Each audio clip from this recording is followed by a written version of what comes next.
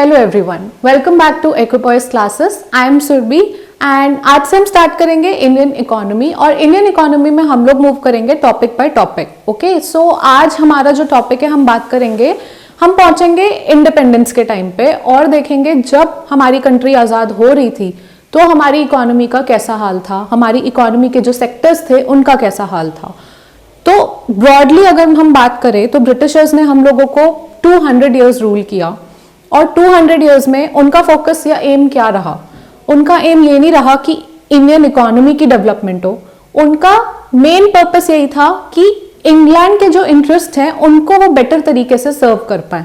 उस वजह से वो सारे ऐसे काम करते गए जो इंग्लैंड के लिए बेनिफिशियल हो और हम लोगों के लिए कुछ भी ध्यान नहीं दिया। तो नेशनल इनकम मेजर करना या कोई भी और तरीका जिससे हमारी इकोनॉमी का कैसा हाल है ये पता लगे, ऐसा कोई भी मेजर ब्रिटिशर्स ने नहीं लिया। इसी वजह से जब इंडिपेंडेंस हुई, जब हमें आज़ादी मिली, तो हम लोगों की इकोनॉमी सिवियरली डैमेज थी। हमारी इकोनॉमी का हर सेक्टर, चाहे वो एग्रीकल्चर हो, इंडस्ट्री हो, ट्रेड रिलेटेड हो या कोई भी सेक्टर हो, वो सिवियरली डैमेज थे। तो हम बात करेंगे कि हर सेक्टर का कैसा हाल था। आज का हमारा टॉपिक है condition of agriculture sector on the eve of independence, कि एग्रीकल्चर का कंडीशन था क्या, एग्रीकल्चर कैसा था उस टाइम, क्या हो रहा था जब ब्रिटिशर्स चले गए, इंडियन इकोनॉमी को उसके हाल पे छोड़ गए, तो एग्रीकल्चर में क्या हो रहा था। आज हम इसकी बात करेंगे और ब्रॉडली हम लोग बात करेंगे 4 पॉइंटर्स की, जहां पे हमारा पहला पॉइंट रहेगा वीक प्रोडक्टिव अक्यूमुलेशन। इसका क्या मतलब है? इसका सिंपल मीनिंग अगर हम ले तो जो नेट एडिशन ऑफ वेल्थ है, या फिर हम लोग जो भी अपने वेल्थ में एडिशन करते हैं या हम उसको जैसे रीडिस्ट्रीब्यूट करते हैं, उसमें फ्लॉज थे, उसमें कमियां थी। ठीक है, वो वीक था, वीक प्रोडक्टिव अक्यूमुलेशन था। क्यों था? एग्रीकल्चर में ऐसा क्यों हो रहा था कि वेल्थ ऐड हो ही नहीं पा रही थी या फिर उसका रीडिस्ट्रीब्यूशन ठीक से नहीं हो पा रहा था? उसके भी रीजंस थे। तो उसका रीजन जैसे पहला हुआ कि डिफेक्टिव मीन्स ऑफ प्रोडक्शन। जो प्रोडक्शन के मीन्स थे ना, जो तरीके थे जिनसे प्रोडक्शन करी जा रही थी, वो ही डिफेक्टिव थे। सो बेसिकली अगर आप कोई बिल्डिंग बना रहे हैं और उसका बेस ही डिफेक्टिव है तो वो पूरी बिल्डिंग ही डिफेक्टिव होगी। सिमिलरली जब आप एग्रीकल्चर में कुछ भी करना चाह रहे हैं और जब प्रोडक्शन का जो मीन्स है, जो तरीके हैं जिनसे प्रोडक्शन हो रही है, जब उनमें ही कमियां हैं तो ओवरऑल एग्रीकल्चर सेक्टर कैसे ग्रो करता? ठीक है। Then insufficient use of fertilisers. उस टाइम फर्टिलाइजर्स की ना ही इतनी नॉलेज होती थी और जितनी होती थी उनका यूज जो है वो ठीक से नहीं होता था, सबको अवेलेबिलिटी भी नहीं थी। तो फर्टिलाइजर्स अगर आप मान लो कि पहली बात तो थे ही नहीं, और जो थे उनका यूज ठीक से नहीं हो रहा था। तो जब आप एग्रीकल्चर में किसी भी लैंड पे आप ठीक से फर्टिलाइजर्स नहीं यूज करेंगे तो डेफिनेटली आपकी प्रोडक्शन हैम्पर होगी, और जब आपकी प्रोडक्शन नहीं हो पाएगी उस तरीके से तो वेल्थ नहीं आ पाएगी, वेल्थ में एडिशन नहीं हो पाएगी। तो ये सारा रिलेशन है। Then defective machines, as we say कि डिफेक्टिव मीन्स ऑफ प्रोडक्शन में आ जाता है ये कि मशीन्स भी डिफेक्टिव हुआ करती थी, क्योंकि ब्रिटिशर्स ने हमारे लिए, हमारी डेवलपमेंट के लिए कुछ नहीं छोड़ा था। वो सिर्फ उतना करते थे या उस फील्ड में डेवलपमेंट लाते थे जहां पे उनका इंटरेस्ट सॉल्व हो रहा होता था। उन्हें नहीं मतलब था कि हमारी इकोनॉमी की कैसे डेवलपमेंट हो या उसके लिए कुछ किया जाए, उसके लिए कुछ नहीं होता था। इसीलिए जो वो मशीन भी छोड़ के गया, जो भी तरीका होता था वो भी डिफेक्टिव थे। तो इन रीजन से ना, ये जो हमारे रीजंस मैंने यहाँ पे लिखे, इसकी वजह से क्या हो रहा था कि जो अक्यूमुलेशन था वो वीक था। वेल्थ अक्यूमुलेशन या फिर रीडिस्ट्रीब्यूशन, ये जो था ये वीक था ओवरऑल। तो एग्रीकल्चर में लोगों को वेल्थ नहीं मिल पा रही थी, ऐड नहीं हो पा रही थी, क्योंकि प्रोडक्शन ही ठीक से नहीं हो रही थी। ठीक है। अब इसी वजह से अगर हम देखें, अगर हम यहाँ से नीचे चलें और इससे यहाँ पे आने की कोशिश करें तो हम देखेंगे कि जब आपकी मशीन ही डिफेक्टिव थी, जब आप जिस तरीके का यूज कर रहे हो प्रोडक्शन के लिए वो ही डिफेक्टिव था, तो आपका कैपिटल फॉर्मेशन भी नहीं हो पाएगा। राइट। कैपिटल फॉर्मेशन क्या हुआ आपका कि आप कुछ भी कैपिटल फॉर्म कर रहे हैं एग्रीकल्चर में, जो भी आप चीजों का यूज कर रहे हैं, मशीन ही आपकी खराब है तो नेट एडिशन नहीं हो रहा, प्रोडक्शन नहीं हो रही। क्या हो रहा है? आपने कोई भी मशीन आपने यूज की, जब आपने मशीन यूज की एग्रीकल्चर प्रोड्यूस बनाने के लिए, अब वो मशीन में ही फ्लॉ है तो आपका ये पूरा प्रोड्यूस नहीं निकल पाया। ये आता, फिर ये बिकता मार्केट में, और जब ये मार्केट में सेल होता तो इसके बाद जो पैसा आता उससे दोबारा आप कैपिटल में इन्वेस्ट करते ताकि आप दोबारा से एक कुछ भी प्रोड्यूस करते। तो ये सारी एक साइकिल है।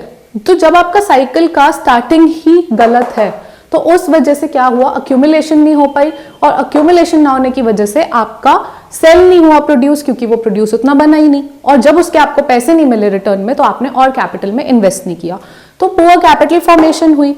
अब जब कैपिटल नहीं होगा, कुछ भी कैपिटल नहीं होगा आपके पास आगे प्रोडक्शन करने के लिए, तो जितनी लेबर आप लगा सकते थे उतनी नहीं लगेगी।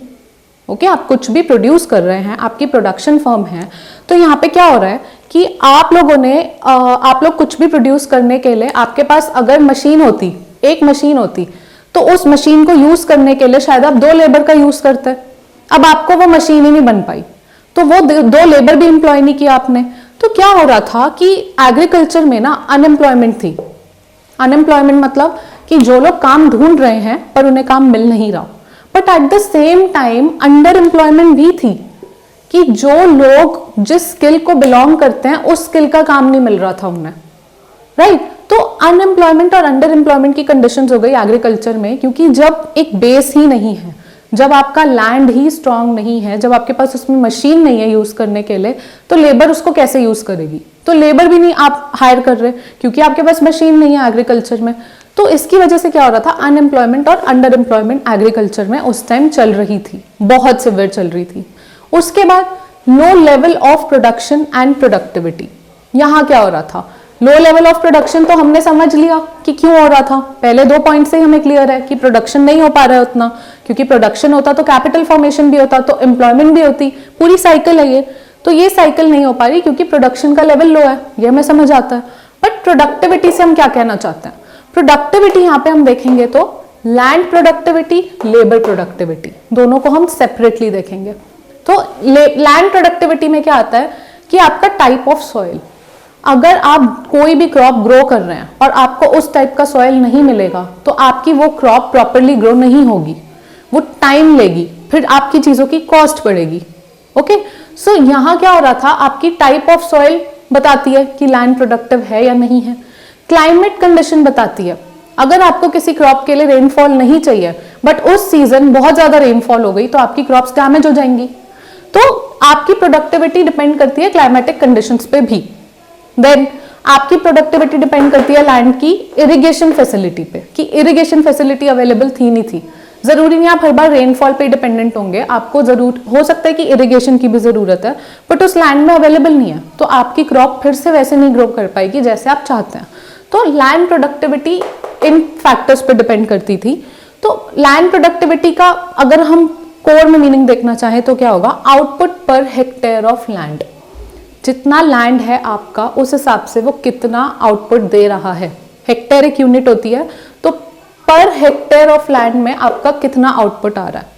ठीक है, अगर वो ज्यादा आएगा यानी प्रोडक्टिविटी लैंड की बहुत अच्छी है, कि अगर आपका ये एक लैंड है और ये आपको बहुत सारा आउटपुट देगा इतना, तो फिर ये आपका बहुत प्रोडक्टिव लैंड है। लेकिन अगर आपका यही लैंड आपको सिर्फ इतना आउटपुट दे रहा है तो ये आपका प्रोडक्टिव नहीं है। क्यों? क्योंकि output per hectare of land, land उतना ही है लेकिन आउटपुट वो उतना नहीं दे पा रहा है जितना वो दे सकता है, जितनी उसकी कैपेसिटी है उतना नहीं दे रहा है, तो वो लो आउटपुट है। और जब लो आउटपुट होता है तो आपकी लैंड प्रोडक्टिविटी कम होती है। ठीक है, ये यहां से ही समझ आ रहा है। आपका लैंड है, अगर ये बहुत अच्छा आउटपुट दे रहा है इसका मतलब ये प्रोडक्टिव है। लेकिन अगर सेम लैंड जो आपको बहुत सारा आउटपुट दे सकता है पर कम दे रहा है तो क्या हो रहा है, प्रोडक्टिव कम है। ठीक है, ये यहाँ पे पॉइंट क्लियर हुआ कि आपका लैंड प्रोडक्टिविटी क्या होता है।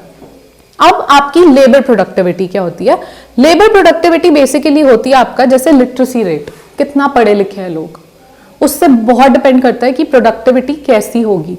अगर आप कोई जॉब में जा रहे हैं पर आपको उसके बारे में कुछ भी नहीं पता है तो आपको सीखने का टाइम, फिर आपको उससे करके फिर दोबारा सीखना, तो ये सब टाइम टेकिंग होगा। तो 1 घंटे में अगर फॉर एग्जाम्पल हम लोग लें कि एग्रीकल्चर से थोड़ा हटते हैं और एक एग्जाम्पल के तौर पे मैं आपको समझाती हूँ कि लिटरेसी रेट और प्रोडक्टिविटी की हम क्यों बात कर रहे हैं।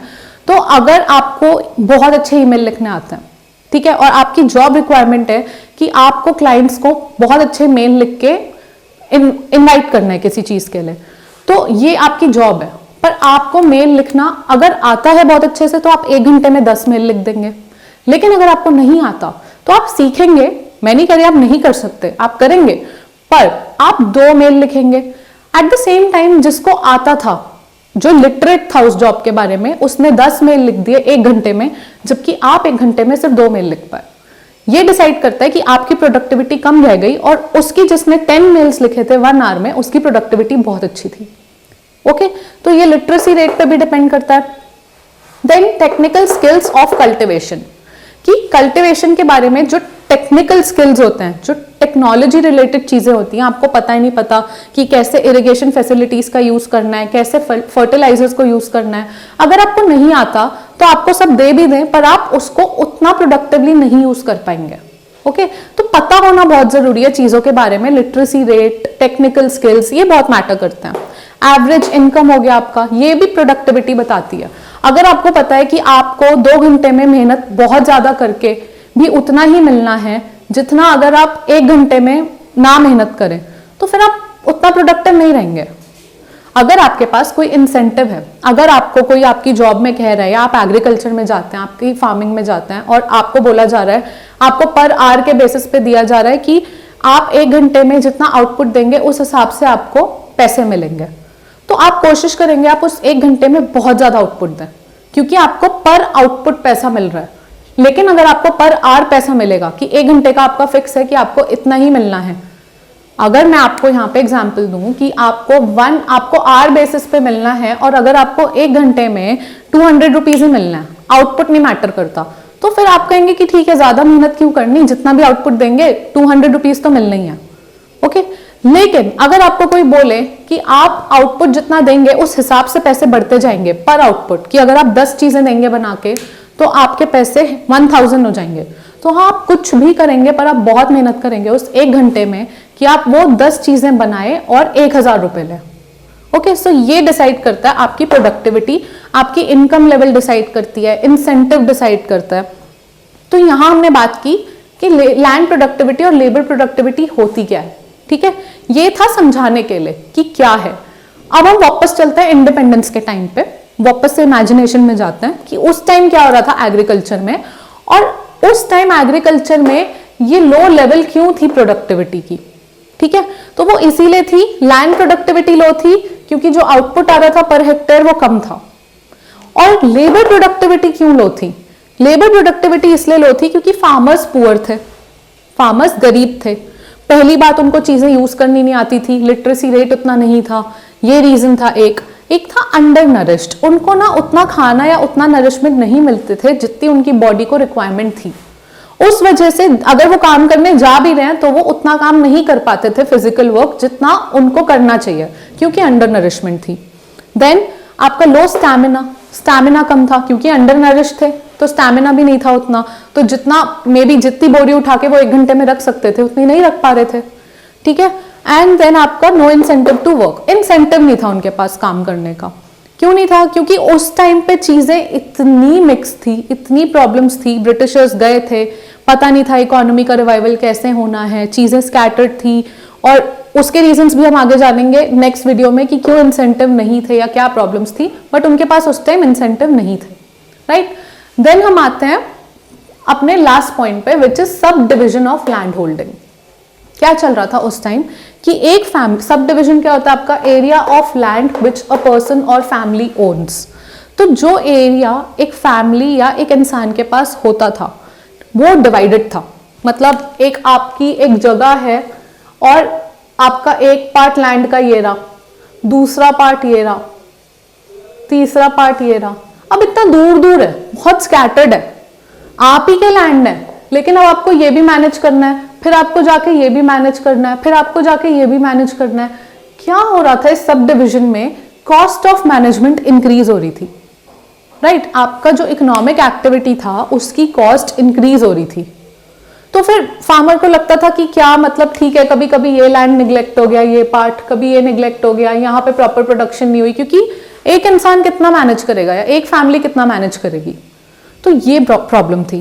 तो ब्रॉडली हमने क्या देखा, ओवरव्यू में हमें क्या पता चला यहाँ से कि एग्रीकल्चर, हम इमेजिनेशन में गए इंडिपेंडेंस के टाइम पे, जब बिल्कुल ब्रिटिशर्स गए हैं हमें अपने हाल पे छोड़ के, और हम उस टाइम की कंडीशन में देख रहे हैं कि हमारे एग्रीकल्चर सेक्टर का कैसा हाल था।